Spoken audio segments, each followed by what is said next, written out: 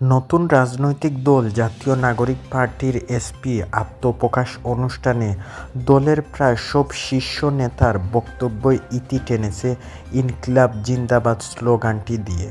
দল গঠনের আগে বৈষম্য বিরোধী ছাত্র আন্দোলনের নেতারা এবং জাতীয় নাগরিক কমিটির গুরুত্বপূর্ণ সদস্যদের অনেক ইনকিলাব জিন্দাবাদ স্লোগানটি ব্যবহার করতেন।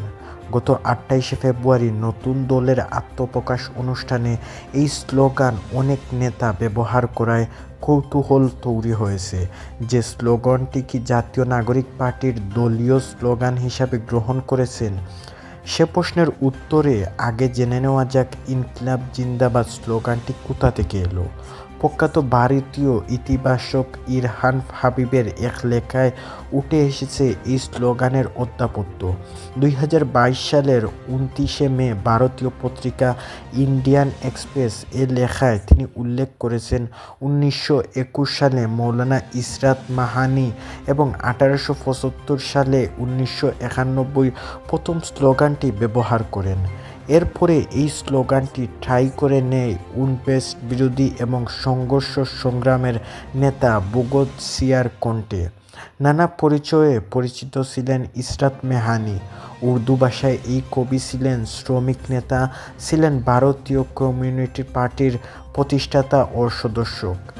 ইশরাত মেহানি ভারতের উত্তরপ্রদেশের উন্নত জেলায় মেহর নামের একটি শহরে জন্মগ্রহণ করেন। ইরফান হাবিব লিখেছেন, জন্মের পর ইশরাত মেহানির নাম রাখা হয় ফজলুল হাসান। এ নামেই তিনি বেড়ে ওঠেন।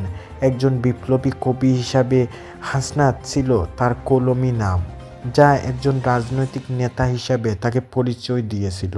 তিনি ভারতীয় কমিউনিস্ট পার্টির এক নেতার সঙ্গে প্রথম ভারতীয় কনস্টান্টের অধিবেশনের পূর্ণ স্বরাজ বা পূর্ণ স্বাধীনতার দাবি উদযাপন করেছিলেন।